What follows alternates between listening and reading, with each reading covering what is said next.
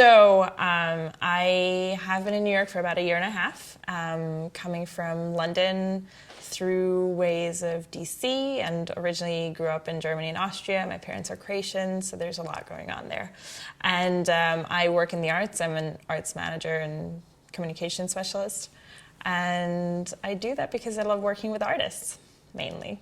Basically, when I moved to New York, I wanted to find other professionals that work in the arts, and because those are the people that will be kind of your own tribe, or a sense of a tribe.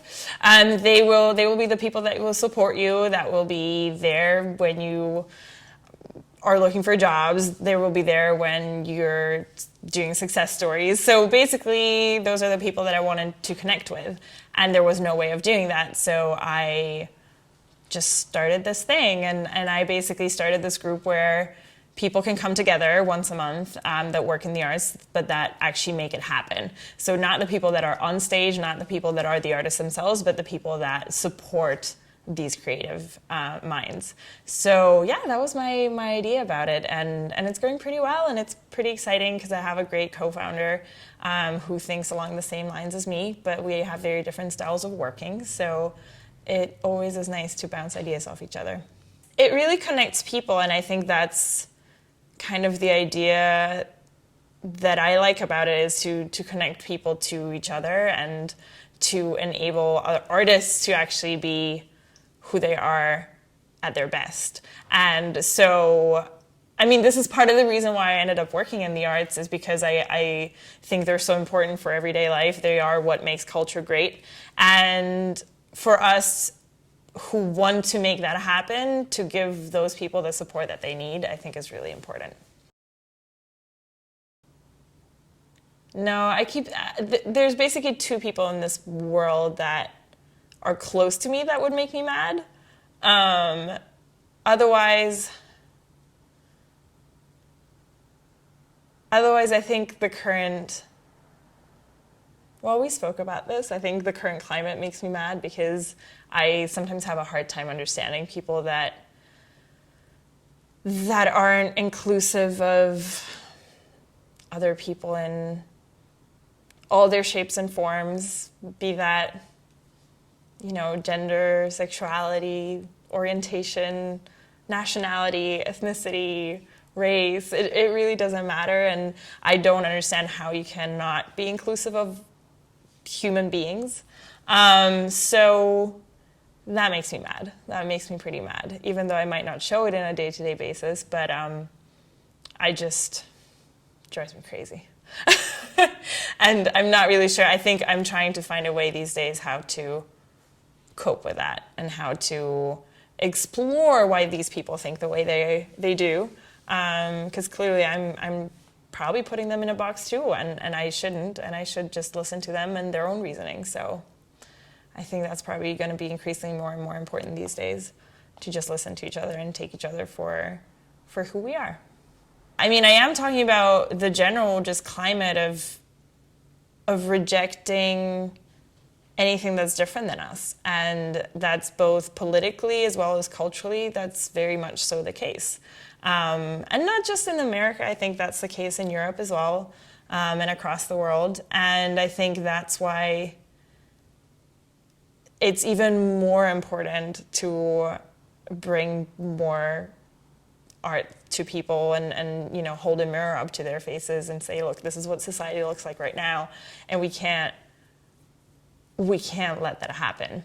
And I think I'm still hopeful. I'm still hopeful that it will, and I might regret saying that right now, but I think I'm still hopeful that actually whatever is happening right now will make people more active in the right sense, and people probably like me who were thinking, oh, things will turn out fine, and then they didn't, they will go to the streets. They will start being more active, and not just donating money, but actually donating time and headspace, and be more active in their own communities. And if that means we're becoming more regional and more local, if that's what it takes, that's great. Maybe that's what we need to do nowadays. So hopefully it's moving in the right direction still. I went to the Women's March in Washington, D.C. because I used to live in DC for 2 years, and it's a city that I haven't been back much to since I left. And I just felt if I march anywhere, it should be in DC. So I did go, and I think it was a beautiful experience. I think it was necessary to show solidarity with all the other people, and women especially. But I think what was the most beautiful was, moments when you see, there was this wonderful moment where I basically was seeing this father, clearly it was an entire family, but this father with his probably like 3-4-year-old daughter on his shoulders, and they were starting chants together. They were basically the ones starting every single chant, and it was just wonderful to see that, men realize that they have to step up as well because they need to change the world for their daughters. And often I'm kind of like, why did it take you to have a daughter to realize that? But at the same time, if that's what it took, great. And hopefully just more people can be in that situation to realize, I guess you have to have children for that, but hopefully not everyone. And I think that was beautiful. What for me personally was interesting was that there was a huge generational gap between people that came there for different reasons. So you had people who obviously, fought in kind of the 60s, 70s for their rights as women, for certain feminist issues.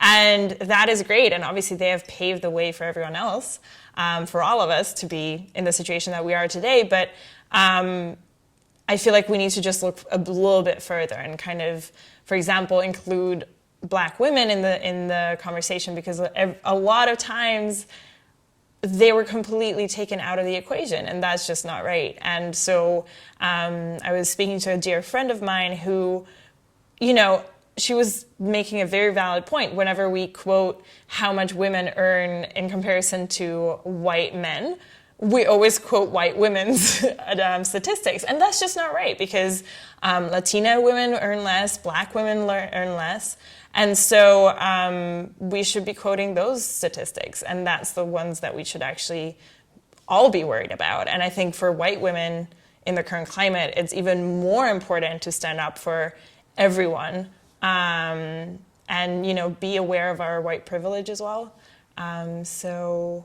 Yeah, I think it's been a really interesting year in general, and it will probably be a very interesting 4 years. But I think it's something that we really need to be aware of, work on ourselves. It's something that I've been seriously working on myself, and I hope, stepping in the right direction. And if not, I'm sure I'll be able to correct myself, hopefully.